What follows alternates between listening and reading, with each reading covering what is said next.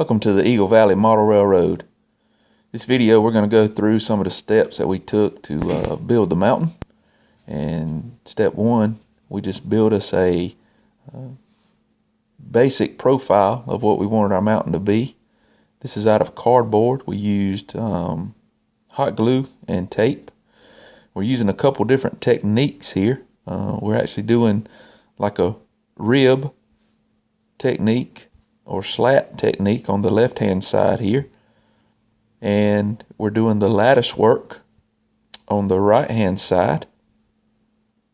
And in the back corner we're actually going to utilize just blocks of foam and cover all of this with paper mache, or actually plaster of Paris, and see what kind of different results we get with it, if we get any different results.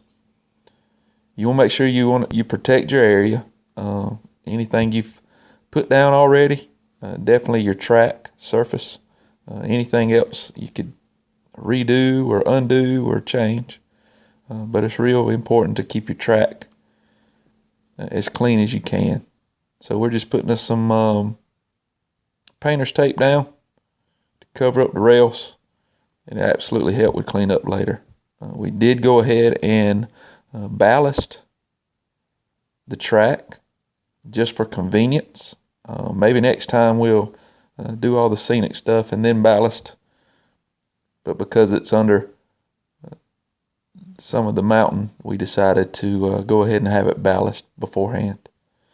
So here's our basic layout, basic design of what we want our mountain to be.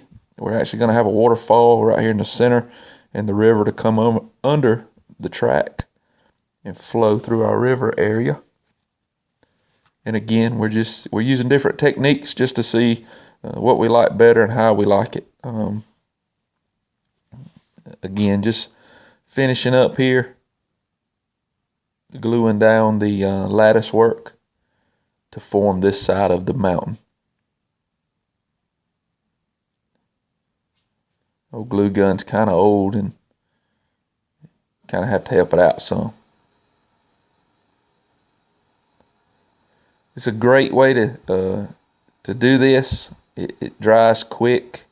It's real easy. But I tell you what, you better be used to getting burned, because this thing will wear you out if you put your thumb in this stuff. And I did a few times. We edited those pieces out. And just trimming up as we needed. I wasn't real sure at this point in time how I wanted to end the mountain or end the tunnel section over by the bridge. So I just left it open. And as I continue on with the build process and the actual it took till I started plastering it before I really figured out exactly what I wanted to do with it. I started off using some, basically it was just a little thinner than brown paper bag, just brown paper. I didn't like the way it was looking, a little bit smoother than I wanted it to look. It didn't have that rough feel to it, didn't have that rough look to it. This is a mountain. We plan on doing some outcroppings, some exposed rock, exposed stone areas. So it wasn't supposed to be a smooth surface, and the brown paper, I just wasn't doing it. I found a tip online, and some of you guys were using used dryer sheets. So talked with my wife and had to convince her into saving them, because she's like, "You're never going to use these," of course. But talked her into saving me some dryer sheets, and I have a pretty good collection of them. So that's exactly what we're using. They wind up being a really good size to form into the different areas. The plaster we're using is just plaster of Paris. It's a 1 to 2 mix of water to plaster. 1 part water to 2 parts plaster. Don't do anything special. I don't use warm water. We use cold tap water to it. the set time is pretty quick. So I do this in small batches. I probably do, with this, I'm doing maybe a cup of water to 2 cups of plaster. I've noticed that by the time I start mixing it and it gets mixed in enough to really stick to the dryer sheets, that there's enough working time to get through what plaster I've put together, and the last sheet really, it's about to where I need to start putting it up and using up the plaster, almost to the point to where I need to pour it out somewhere and utilize it as a molding plaster. It gets that stiff that quick. But the amount of plaster I was using at this time and mixing up seemed to work out just right, and it did really well. The only thing I did notice with the dryer sheets, and you can see some of the early pieces here, is some of the dryer sheets wind up getting holes in it just from use in the dryer. Shouldn't be a real big issue. What we've done is we've put this first set of layers on, allowed it to dry completely, and then my plan is to go back and do another layer, and at that point add my outcroppings and some of my exposed rock. I figured that with it dry, it would give us enough surface area or enough surface tension and be dry enough that it'll support the weight of the rock molds. And again, we'll add in some just plaster itself instead of using sheets the whole time to fill in some of the really unnatural looking formations that happen with the with the dryer sheets. You see that sheet just got put down, had a good bit of holes in it. Just laying this paper over again just to protect what I've got already down. Nothing down that I can't redo or fix, but it's just less you have to continue to do. I don't have any tunnel portals as of yet. I'm not real sure exactly what direction we're going to go there. If we're going to do a modern brick or if we're going to do a early era stone. May do a combination.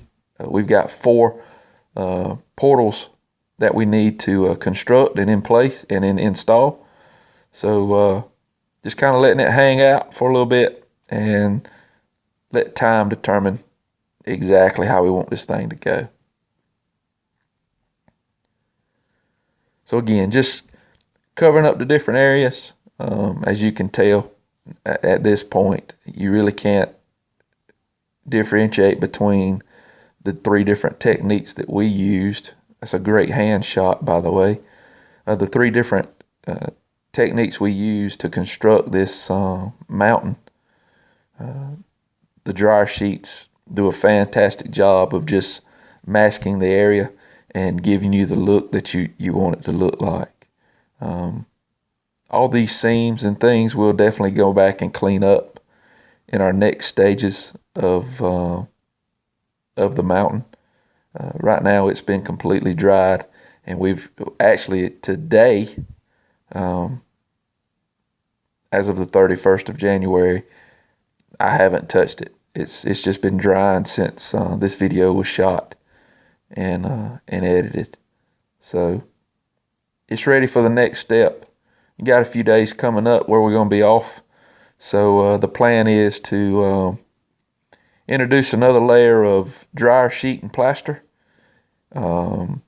Introduce some freelance molding with just the plaster pairs, and also add our outcroppings and rocks, exposed rocks to the area. It's been a while since this thing has sat here. I did that on purpose to a point. Some of it was just getting busy and decided not to take the time to do it. The rest of it was really wanting to make sure that the incline was going to do like we wanted it to, really figuring out what we were going to do with the auxiliary table or the auxiliary yard on the extra table. So everything's running and working like we want it to. So we decided to go ahead and frame this thing up and build it. So right here, we was just playing around on what we wanted to do with this end, how to finish it up. I mean, it's easy to construct the middles and work your way out, but how do you finish it off and make it look realistic and make it look like you want it to look? Do you just cut it off, or do you try to form it so it looks like it's coming down to the end of the mountain? So that's what we decided to do here. We're going to round this end over and just try to lower the elevation of the mountain itself. That way it just doesn't look like we run up there with a big old rock saw and cut the end of the mountain off. So that's the rough shape that we're going for here. Again, we're definitely going to put some plaster and dryer sheets around this end and make us a nice area for a tunnel portal. My wife's probably going to have a conniption fit because of the plaster on the wall in this video. And if you look on the wall, you can actually see a good bit of plaster dust, and where I've gotten it on there and wiped it off. I need to do a really good cleanup of this wall, but as we're plastering, I just don't see the point in it, but that's my thought process. The potential's there for it to get messed up again, so why clean it up completely every time? But anyway, moving on. Kind of reached in and filled in the inside of the tunnel just to give it that look as if the inside is just continuing on. And this is pretty much where we're at right now. This is first set of layers of the mountain. Gonna leave the tape on it as long as possible. There's a few spots where the plaster clumped up and got over the tape. Those are gonna be fun to get up and clean up, but it's just plaster, guys. It's easy to work with. Again, next stage, we're going to do another layer of the dryer sheets. We're going to do some freelance on the plaster, and we're actually going to mold in some of our rock croppings and outcroppings. Cleaned up a little bit. After I took the picture, I noticed that little smudge.